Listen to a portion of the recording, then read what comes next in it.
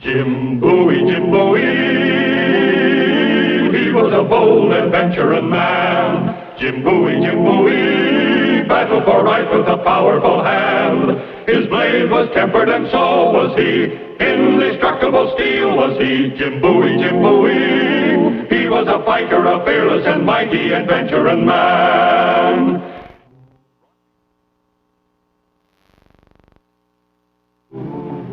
New Orleans in 1830 was legally part of the United States. Illegally, it was any man's city. A whirlpool of intrigue, violence, and murder. And now it had hit me, Jim Bowie. River pirates had made off with $10,000 worth of my trade goods. I wanted them back. A lady I knew had volunteered to help. I was waiting for her.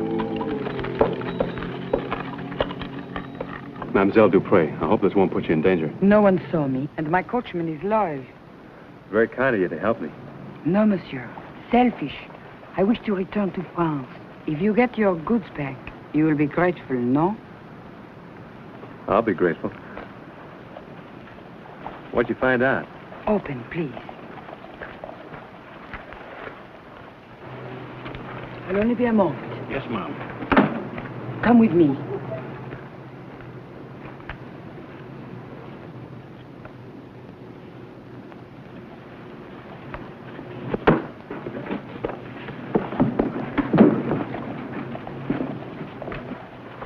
The man at the rear table. The one with the glasses? Yes, that is Simon Ogilvy. He dines here alone every night, late. He doesn't look much like a pirate. He is worse. A respectable lawyer for disrespectable men. Even advises them what to steal. You think he might lead me to the thieves? No, he would never lead you. You will have to find some way to gain his confidence. But it will have to be something clever. A man as well known as you.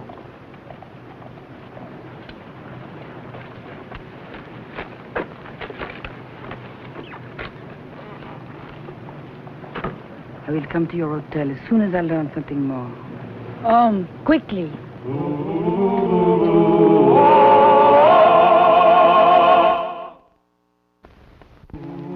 I acted quickly on the facts Madeleine Dupré had given me. That Ogilvy dined every night at the Barrateria, that he was nearsighted, and that he hated Lafitte.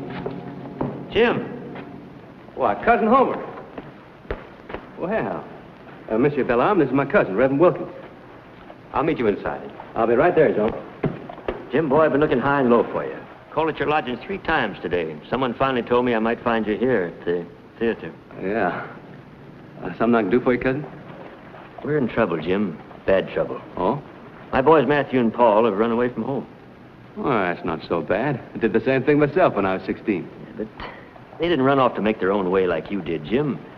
They ran off to go filibustering in South America. And their mother hasn't heard a blessed word from them since they left home. Well, New Orleans is an exciting place. They've probably been too busy, you know what I mean? No, sir. Not my boys. If they haven't written their mother, something's happened to them. Something dreadful. Find them, Jim. Please, look for them. I don't know. Every time there's trouble in our family, Jim Bowie's got to saddle up and go help. Well, I'm sorry. This time, I'm going to help Jim Bowie for a change. I'm sorry, cousin. I'm busy. I understand, Jim. Look, why don't you go to the police? They can help you better than I can. I've been there, Jim. But I thank you for your kindly advice. Goodbye, Jim. Goodbye, Homer.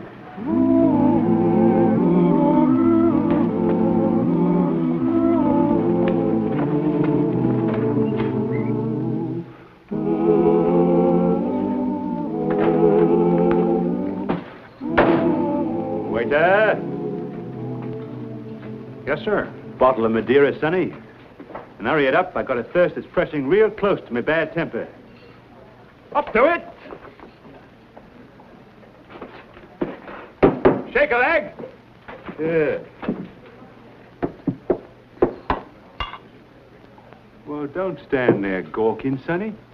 Ain't you never seen a real saltwater sailor before? Go on, out of here.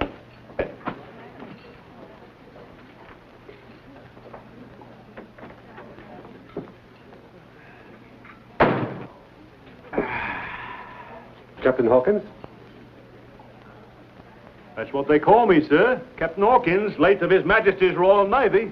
And who might you be? Jean-Jacques Toujours is my name, sir. I have the honor to represent Mr. Jim Bowie. He challenges you to a duel. Jim Bowie? That pigeon-hearted pig? He's calling me out, is he? Give me that card. Now, sir, you may inform that lily-livered poltroon that I'll meet him any time, any place. Go on now, off you go.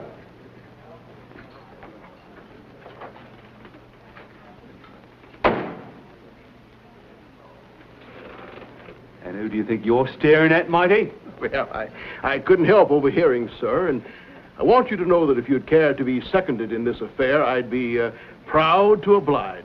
Well, that's very obliging of you, sir. Very obliging indeed. And may I have the acquaintance of your name, sir? Ogilvy's the name. Simon Ogilvy, but won't you join me here, sir? Well, I don't mind if I do, sir. I have some knowledge of this scoundrel Bowie who challenged you, Captain. I should like you to know that I share your low esteem of him.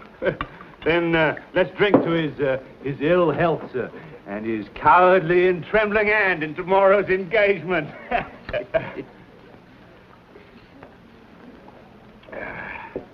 And may I ask, sir, what is your particular squall with Bowie? Oh, it's troublesome inquisitiveness. In a word, I find him nosy. Then fret no more, sir. Fret no more. Tomorrow he will be engaged and scuttled. And may I add that if you bring about the extinction of Mr. Bowie on the morrow, certain advantages may come your way. Tell me more, sir. Tell me more. I know more about you than you realize, Captain. I've been following your activities in and around New Orleans for the last week or two. Oh, you have you, sir? And what did you find out about me? My, you are inquisitive, aren't you? It seems that both you and Mr. Bowie share that flaw in character, along with an interest in a certain Mademoiselle Dupree. Do you feel that it's hot in here, Captain? Yes, it is getting a little hot. Then I suggest you take off those ridiculous whiskers, Mr. Bowie. They must be unbearably itchy. Well, dog my cats. That was an amusing try, Bowie. When'd you catch on? I'm a devotee of the drama. I recognize the well-known actor Belle Arm. As a matter of fact, I've been waiting for you ever since Madeline pointed me out to you through the window last night. Has it occurred to you, Bowie, that in the back country from whence you come, your maneuvering might seem less clumsy? I kind of like New Orleans. I don't think I'll leave just yet. Don't let these silken gloves deceive you, Bowie. Let's get to the point, Ogilvy. Who's your employer? Oh, come, my good fellow. Let the curtain stay down. The show's over. It's time the players went home. Somewhere in this city, there's stolen property of mine, which I intend to recover. And how will you recover the fair Madeline? Madeline? She is beyond all conventional means of communication. Persist in this effort, and you may never see her again. There's a steamboat going north in precisely 1 hour. Be on it. And if I'm not? Then we shall take off the silken gloves. Why, look around you, man. This is not a stage. This is real.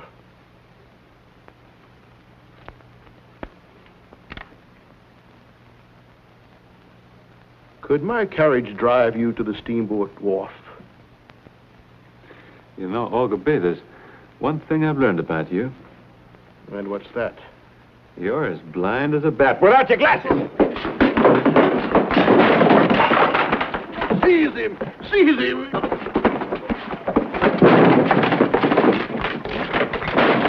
Howdy, cookie, less than carving!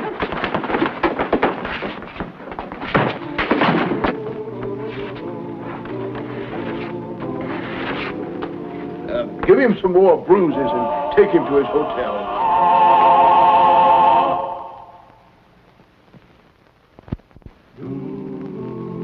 The 3 or 4 days following that merciless beating were a blur to me. A week later, I was able to sit up and take stock of my misfortunes, and also a little food.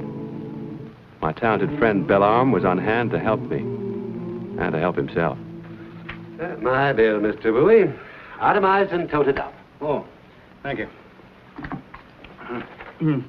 To rental and ruination of pirate costume, complete with beard, mustache, and eye patch, $20. Use a 3-minute playlet entitled Invitation to the Duello, $15. Acting services of undersigned in said playlet and instruction in Cockney accent, $25. Total, $65. Are you sure you included everything? Well, there's no charge for the personal risk I incurred. Yeah, you got out of there well before the roof caved in. Oh, I left precisely on cue. You certainly did. Well, hand me my pouch. It's on the dresser.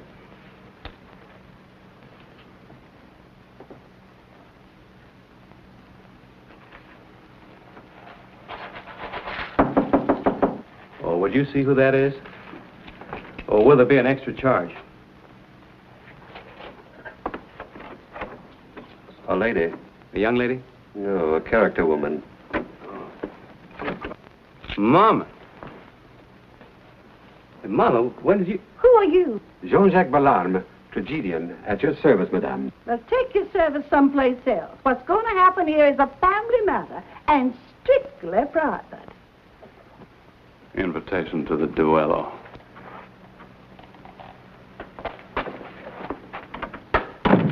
Well, Mama, don't I get a little hug, a little kiss, huh? The way you've been behaving, you're no son of mine, James. What's the matter? What have I done wrong now? Sit right down, miss. Huh? Sit right down, I'm telling you. Here. I want you to strike that out in your own hand, right there. That name over your brother Reason. And if you don't do it, I will. You mean you want my name struck out of the family Bible? I do. Use the pen. Well, I don't want it taken out. That's an awful thing to do. It's a jot more awful to turn down your kinfolks. Turning down your own family and cousin. You ought to be ashamed, Jim. That's what it is. Cousin Homer, huh? Yeah, and he came to you in a great need, and you turned your back on him. I sent him to the police. Do you think he'd tell his troubles to a stranger? That's what the police are for. Not where we come from. Where we come from, that's what kinfolk are for. But you wouldn't remember that, would you? Because you're too busy consorting up and down this wicked city with stage actors and painted ladies. And you think you're a son of mine. Oh, Mama. Don't have to get upset. Well, can't you see how Cousin Sarah feels about their missing boy? Well, can't you see how I feel about my missing goods? Oh, never mind about your goods. There's a law of God and there's a law of kinship, and you can't turn your back to either of them. Oh, Mama, stop it. No sermons, please. I can't turn my back on $10,000 either. The Lord moves in a mysterious way, and as long as you're right, Jim, he'll reward you. All right, Mama. I'll look for him. I'll start right in. Well, that's better. Mama knew even less than Cousin Homer about where the missing boys might have gone, and Cousin Homer knew nothing. My best possible source of information was Maurice Toulouse, the journalist. All I know is that boys of 16 to 20 arrive by the dozen, filled with hopes of glory and gold in the Army of Liberation. And just why do they aim to liberate? Who knows? Any one of the troubled countries to the south. And do these filibustering outfits ever actually leave the city? I doubt it. But then everything they do is highly secret. Wait. I remember talking with someone. He was grieving the loss of a son to some vague cause. Let's see now. Some shopkeeper.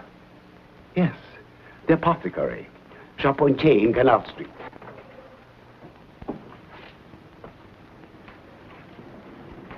Fight and die on foreign soil? Bah! My son's body was found in the bayou, upriver, not 5 miles from here. Just turned 17 he was. Too young to die. An accident, the lieutenant said, on training maneuvers. Lieutenant? What lieutenant? Maduro, the officer of conscription. A Spaniard, formerly a pirate, they tell me. You know where I can find him? Yes, at the Au Col Bleu on the waterfront. I wouldn't go there if I were you, though. Au Col Bleu on the waterfront. Hurry.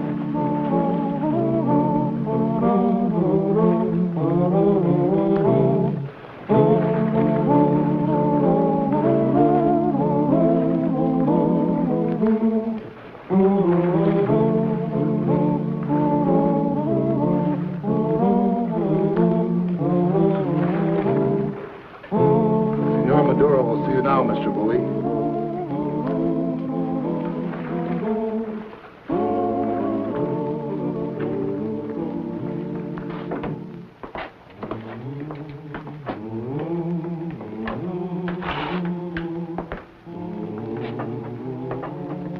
Here's your man, Capitan.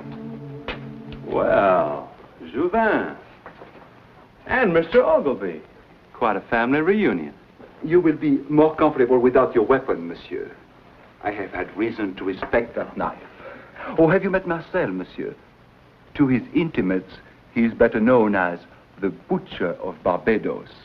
So you must not let his air of gentility deceive you. He also is a formidable man with knives. Oh, but enough of the pleasantries, monsieur. You have come here for business. No. But after seeing some of my stolen goods and your wharf, we might as well put business on the agenda. This is regrettable, Bowie. You should have taken my advice. Funny thing is, it was someone else's advice that brought me here. It had nothing to do with stolen goods.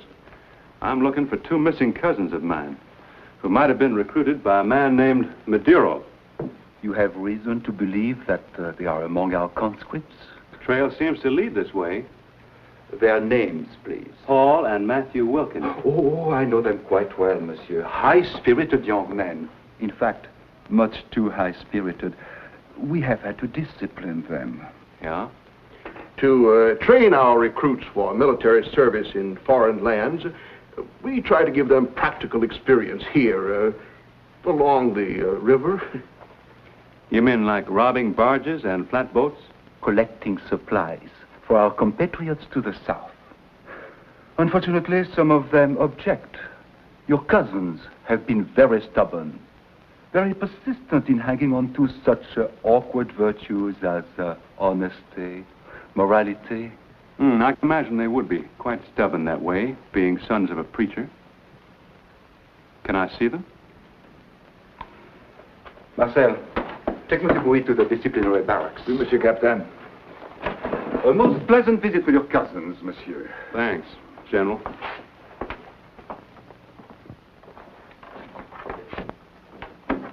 You and your knives are becoming legendary, Mr. Bowie. I'd like to cross blades with you someday. In a friendly way, of course.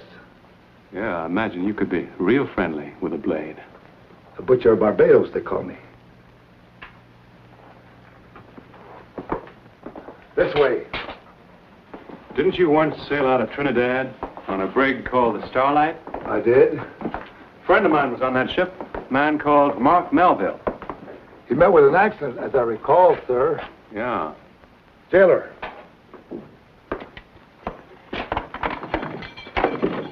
You'll find your cousins in there. Hey! You stupid American clod. Cousin Jim! What are you doing here?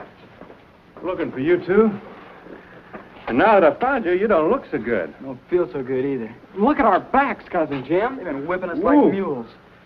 Well, it's no more than you deserve. Running away from your mother, not even writing to her. We couldn't, Cousin Jim. They wouldn't let us. Well, what's this all about? Have you found out anything? They had us collecting goods from the docks. Supplies for the patriots in Venezuela. Then we saw your name on some of it, and we knew better. Oh. What are you grinning about? Oh, well, just something Mama said. The Lord works in a mysterious way, his wonders to perform. And it looks like we're going to have to perform a little wonder ourselves. Any ideas how we're going to get out of here? We've been preparing while we've been waiting. Look. Well, now, look at this. We made it. Piece of old iron hinge. We all took turns scraping it on the stone sill. Finally got an edge on it. You sure did. Can you use it? I can try.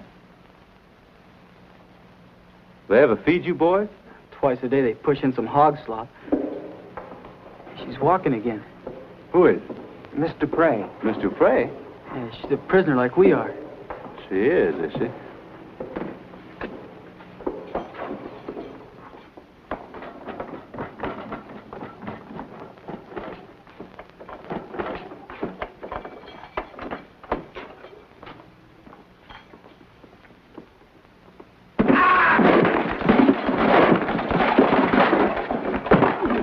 Give me the keys. Get back. Get back.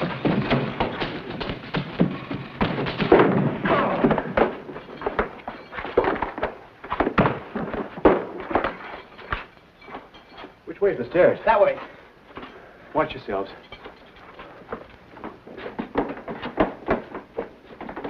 Look out!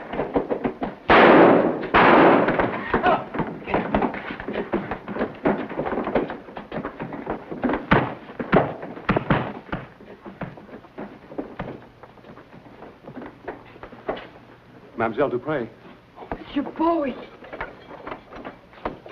I heard you were up here. Joubin, the beast. He found out I was trying to help you. I think he intends to kill me. Well, tell me about it later. Let's get out of here. Before you leave, Mr. Bowie, I should like the pleasure of engagement. Knife to knife. It is your own blade, monsieur. I dislike taking unfair advantage.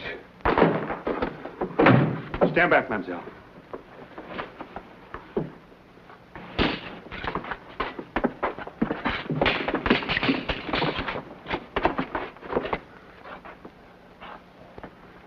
I knew the second mate on that ship. It was no accident to kill Mark Melville. He got a knife in the back. Yes, American. This one. It was the 9th notch. You see, I have a reputation, too. You will be the 10th and most famous of all my victims. Keep bragging, Butcher.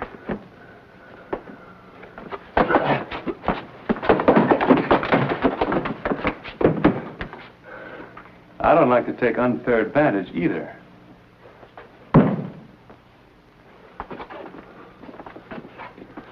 That was stupid of you, American. I can so easily break your bones. Come right ahead.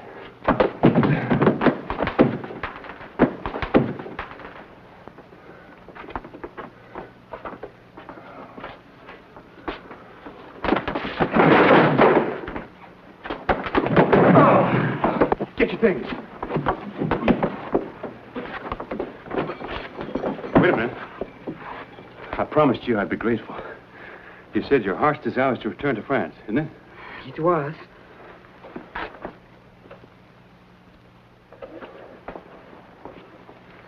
Rubies. There was a fortune. I ought to pay your passage back to France. That is only my second choice now. And your first? Don't you know? Really? I'm nothing but trouble, Madeline. Nothing but trouble. You don't believe me? Ask my mother. Better hurry, cousin. Hello, boys. We got him down, but we can't guarantee how long. Well, come on.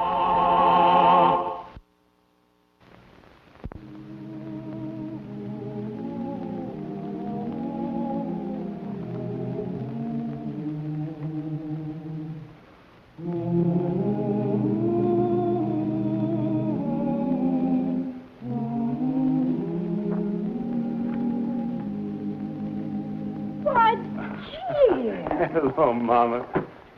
Just a minute. Did you find Cousin Homer's boys? Yes, I did. They're home safe and sound. I just came from there. Oh, the Lord be praised. I knew you could do it, Jim. Oh, you did, huh? I see you didn't take my name out of the Bible. Oh, sure. You knew I couldn't do that. No, I didn't. I wasn't sure. You can be pretty ornery sometimes. Are you all right? Yes, I am. We broke up that gang of river pirates, and their leaders are in jail. And your $10,000, did you get it back? Well, most of it. I lost around 1,000, I'd say. But it was worth it. I learned 2 lessons on this trip. What lessons? Well, first, you were right, Mama. The Lord does move in a mysterious way his wonders to perform. And second, there isn't an actress in New Orleans as pretty as you. Why, Jim! And here's the star of our show, Scott Forbes. Hello, everyone. Hope you enjoyed tonight's show. And we'll be with us again next week for another exciting adventure in the life of Jim Bowie. Jim Bowie, Jim Bowie,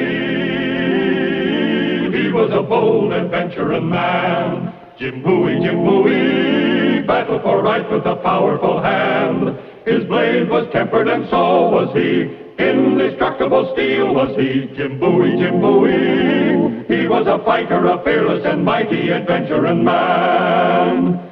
He roamed the wilderness unafraid, from Natchez to Rio Grande. With all the might of his gleaming blade, he fought for the rights of man. Jim Bowie, Jim Bowie, he was a fighter, a fearless and mighty adventuring man.